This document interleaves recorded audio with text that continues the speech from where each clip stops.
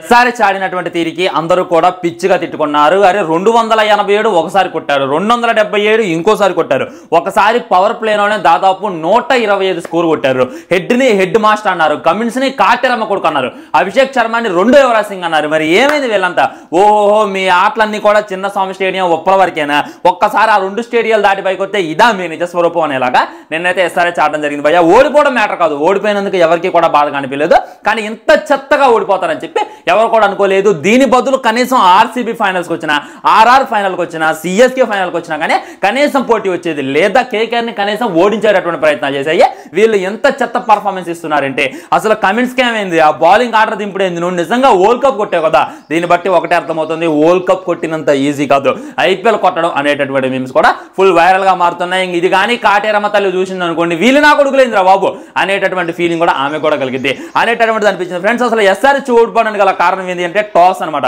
SRH toss గెలిచినప్పుడు ఖచ్చితంగా chasing తీసుకోవాలి. వీళ్ళకి ఓవర్ కాన్ఫిడెన్స్ ఎక్కువయ్యి మేము 250 కొడతాం, 270 కొడతాం అనేటటువంటి కాన్ఫిడెన్స్ తో వీళ్ళైతే ఫస్ట్ బ్యాటింగ్ తీసుకోవడం జరిగింది. అదే అన్న ఉప్పల్ స్టేడియం, చిన్న స్వామి స్టేడియం 250లో 200 కొట్టడానికి కనీసం 150 స్కోర్ కొట్ట గట్టి పోటీ ఇచ్చేటటువంటి ప్రయత్నం చేయొచ్చు. మాక్సిమం చేజింగ్ తీసుకున్నట్లయితే అటు ఇటుగా ఉండేది. ఫస్ట్ బ్యాటింగ్ చేసినటువంటి కేకేఆర్ ఖచ్చితంగా తడబడేది. అటు ఇటుగా ఒక 4 వికెట్లు వాళ్ళు ఈజీగా తీసుకోగలిగితే తర్వాత వచ్చేటటువంటి బ్యాటర్స్ అంత హిట్టింగ్ కూడా చేసేవాళ్ళు కాదు.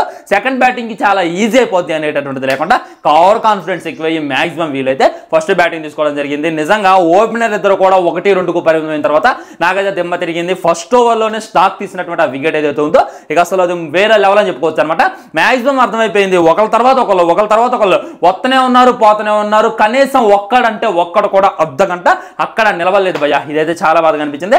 లాస్ట్ కు కమిన్స్ వచ్చిండు, ఇంకా ఆడతాడేమో అని, ఇంకా లాస్ట్ కి మన క్లాస్ అని వచ్చిండు, తన ఆడతాడేమో అని, షాబాద్ వచ్చిండు ఆడతాడేమో అని, వాళ్ళందరూ వెళ్ళిపోయాక పాపం బౌలర్లు ఏమో ఆడతారు చెప్పండి. మాక్సిమం ఇంకో ఓవర్ ఉండగానే ఆల్ అవుట్ అయిపోయారు.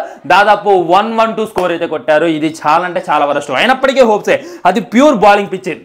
మాక్సిమం 3-4 వికెట్లు తీసుకున్నట్టయితే ఖచ్చితంగా హోప్స్ వస్తాయని అనిపించింది. కానీ వీళ్ళు ఆడినటువంటి ఆటకి, కేకేఆర్ ఆడినటువంటి ఆటకి ఏమాత్రం కూడా సంబంధం లేదు. 10 ఓవర్లోనే ఆ స్కోర్ కంప్లీట్ అయిపోయింది అంటే మీరు చెప్పండి, అది ప్యూర్ బౌలింగ్ పిచ్చా? ఖచ్చితంగా బ్యాటింగ్ పిచ్చే. కాకపోతే నిన్న ఎస్ఆర్హెచ్ ఆడినటువంటి వరస్ట్ పర్ఫార్మెన్స్ అట్లాంటిది. మన హోమ్ గ్రౌండ్ మనం తక్కువ చేసుకోకూడదు, మనం తిట్టుకోకూడదు. ఫైనల్కి వచ్చారు కదా, ఇదే గొప్ప అంటే ఫైనల్కి రావడం గొప్ప కాదు కదా, కప్పు కొట్టడం గొప్ప. ఆ కప్పు కూడా వీళ్ళు కొట్టలేకపోయారు అని చెప్పి గుర్తుపెట్టుకోండి. కాబట్టి బేభత్సమైన ఎలివేషన్లో ఆపేయడం ఉత్తమం అనమాట. మనోళ్ళు మ్యాచ్ గలవతలకి కాటేరమ్మ కొడుకులు దిగారు. ఇంకేముంది, కేకేఆర్ కి ఓచకోతే.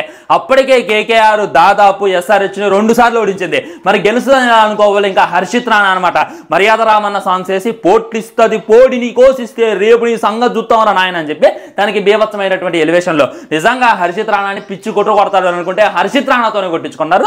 ఖచ్చితంగా చెప్పాలంటే హర్షిత్ రాణా ఇన్నర్ వాయిస్ వచ్చేసి మీరు నా ఎంట కూడా వేగలేరు, ఇంకో 10 మ్యాచ్లు అయినా కానీ నేను ఈ విధమైనటువంటి అగ్రెసివ్ తో ఉంటా, నేను ఈ విధమైనటువంటి యాటిట్యూడ్ తో ఉంటా, మీరు నా నేమ్ పేకలేరు అనేటటువంటిది అయితే తనైతే చెప్పడం జరిగింది భయ్యా. ఇది ఇక నిన్న మ్యాచ్ దరిద్రాల గురించి మాట్లాడుకోవాలంటే ఏంది బ్రో ఇంత ఫ్రస్ట్రేట్ అవుతున్నావు, ఎలా మాట్లాడుతున్నావు అంటే బాధ అనిపిస్తుంది భయ్యా. ఏ లీగ్ మ్యాచ్ లోనే, ఏ క్వాలిఫైర్ మ్యాచ్ లోనే పోతే ఎవరికి కూడా బాధ అనిపించదు. కానీ ఫైనల్ లాగా తీసుకొచ్చి ఇంత చెత్త పర్ఫార్మెన్స్ ఇచ్చినప్పుడు ఖచ్చితంగా ఎవరికైనా బాధ కలిగిద్ది అనమాట. ఇక నెక్స్ట్ సీజన్ చూసుకుందాం అనేటటువంటిది అయితే క్లారిటీగా అర్థమైంది. ఫ్రెండ్స్ మీరు హాట్ మ్యాచ్ చేసుకొని చెప్పండి, ఆ ఎస్ఆర్హెచ్ ప్లేస్ లో వేరే టీం ఉంటే మినిమం పోటీ చేస్తుందా ఇవ్వదా అనేటటువంటిది ముందు మీరు ఆలోచించి కిందతో కామెంట్ చేయండి. బాయ్. మరి ఛానల్ సబ్స్క్రైబ్ చేయండి, వీడియో లైక్ చేయండి, వీడియోని షేర్ చేయండి. వంద మాత్రం జై హింద్, నమస్కారం.